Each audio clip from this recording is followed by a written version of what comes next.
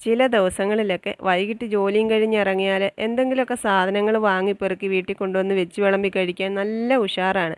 പക്ഷേ ഇന്ന് വൈകിട്ട് ഞാൻ തിരിച്ചു പോരാൻ വണ്ടിയെ കയറി ഇരുന്നത് മാത്രമേ ഓർമ്മയുള്ളൂ. എങ്ങനെയൊക്കെയോ വീട്ടിലെത്തി. ഒട്ടും ഉഷാറില്ലാത്ത ദിവസമായിരുന്നു കേട്ടോ. അതങ്ങനെയാണല്ലോ, മനുഷ്യരല്ലേ, എല്ലാ ദിവസവും ഒരുപോലെ ഇരിക്കത്തില്ലല്ലോ. പക്ഷേ ഇന്ന് അത്താഴത്തിന് ഇവിടെ ഒന്നും ഇരിപ്പില്ലായിരുന്നു കേട്ടോ, ഇമ്മിണി ചോറൊഴിച്ച്. മീനില്ല, ചിക്കനില്ല, പച്ചക്കറികളും ഒന്നും ഇരിപ്പില്ല. അതുകൊണ്ട് നമ്മളിന്ന് മുട്ടയെ ആശ്രയിച്ചിരിക്കുകയാണ്. പക്ഷേ ഇത് എളുപ്പത്തിൽ ഉണ്ടാക്കുന്നതാണെങ്കിലും മോനുകുട്ടന് കഴിക്കാൻ ഇഷ്ടമാണ്. ഇടയ്ക്കൊക്കെ എന്നോട് ഇങ്ങോട്ട് പറയാറുണ്ട് ഇതുണ്ടാക്കാൻ വേണ്ടിയിട്ട്. വേറെ ഒന്നുമല്ല, മുട്ടച്ചോറാണ് കേട്ടോ. വെളിച്ചെണ്ണ ഒഴിച്ചു, പെരുംജീരകം ഇട്ടു, സവാള വഴറ്റി, ലേശം മഞ്ഞൾപ്പൊടിയും കുറച്ച് ചിക്കൻ മസാലയും ഇട്ടു. പിന്നെ തക്കാളി അരിഞ്ഞതും 2 മുട്ടയിട്ട് ചിക്കിയെടുക്കുന്നു. വെന്തിരിക്കുന്ന ചോറിട്ട് ഇളക്കിയെടുക്കുന്നു. അത്രയേ ഉള്ളൂ. ഇങ്ങനെയൊന്നും കാണിച്ച് മുട്ടച്ചോറിനെ അപമാനിക്കരുത് എന്ന് നിങ്ങൾ പറയരുത്. ഇങ്ങനെയൊക്കെയാണ് ഞാൻ ഉണ്ടാക്കാറുള്ളത്. ഇതിലും കൂടുതൽ ഗംഭീരമായിട്ട് ഉണ്ടാക്കുന്ന രീതിയൊക്കെ ഉണ്ടായിരിക്കാം. പക്ഷേ ഇതൊരു പാവപ്പെട്ട മുട്ടച്ചോറാണ്.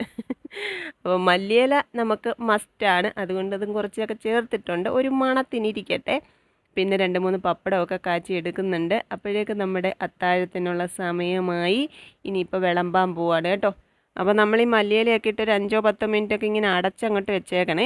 അത് കഴിഞ്ഞ് ഇതങ്ങോട്ട് തുറന്നെടുക്കുമ്പോൾ ആ മണം കൊണ്ട് തന്നെ നമ്മുടെ വയറങ്ങ് നിറയും.